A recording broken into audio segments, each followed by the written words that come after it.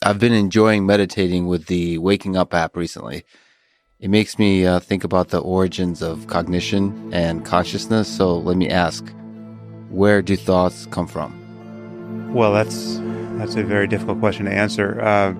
Subjectively, they appear to come from nowhere, right? I mean, it's just they come out of some kind of mystery that is at our backs subjectively, right? So, which is to say that if you pay attention to the nature of your mind in this moment, you realize that you don't know what you're going to think next.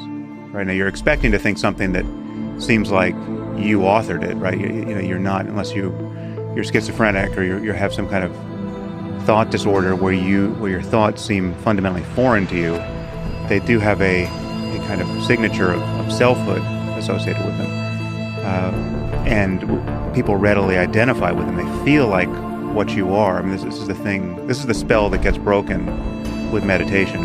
Our default state is to feel identical to the stream of thought, right? Which is fairly paradoxical, because how could you, as a mind, as a self, if there were such a thing as a self, how could you be identical to the next piece of language or the next image that just springs into conscious view? But meditation is ultimately about examining that point of view closely enough so as to unravel it and feel the freedom that's on the other side of that identification. But subjectively, thoughts simply emerge, right? And you don't think them before you think them, right? There's this first moment where, just anyone listening to us or watching us now could perform this experiment for themselves. I mean, just imagine something or remember something. Just pick a memory, any memory, right? You've got a storehouse of memory. Just promote one to consciousness.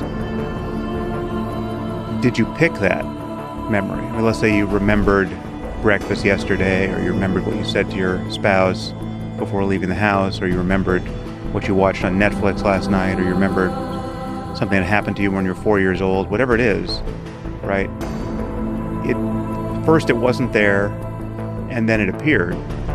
And that is not I'm sure we'll get to the topic of free will ultimately. That's not evidence of free will, right? I mean, why are you so sure, by the way?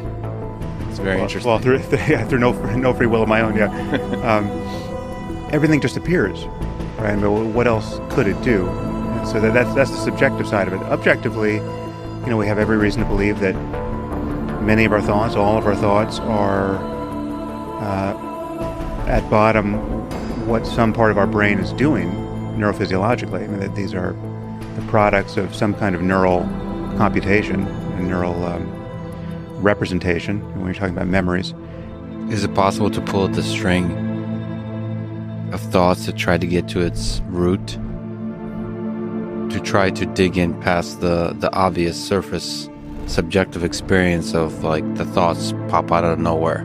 Is it possible to somehow get closer to the roots of where they come out of, from the firing of the cells? Or is it a useless pursuit to dig into that direction?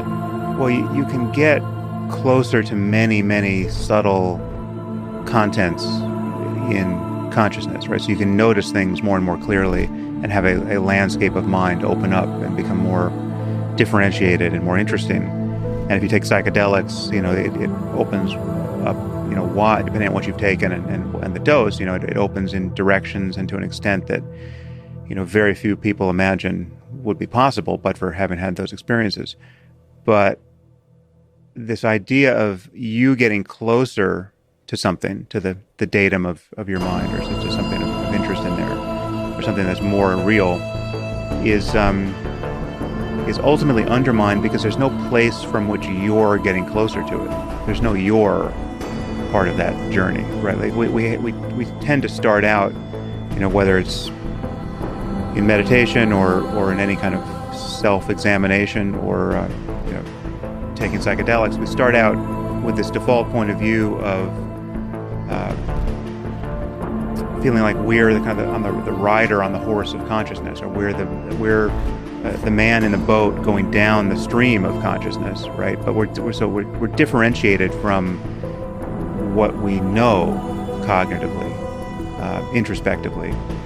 But that feeling of being differentiated, that feeling of being a self that can strategically pay attention to some contents of consciousness, is what it's like to be identified with some part of the stream of thought that's going uninspected, right? Like that it's a false point of view. And when you see that and cut through that, then this sense of this notion of going deeper kind of breaks apart, because really there is no depth. Ultimately, everything is right on the surface. Everything there's no center to consciousness. There's just consciousness and its contents, and that those contents can change vastly. Again, if you drop acid, the contents change, but there's, in some sense, that doesn't represent a position of depth versus the continuum of depth versus surface has broken apart.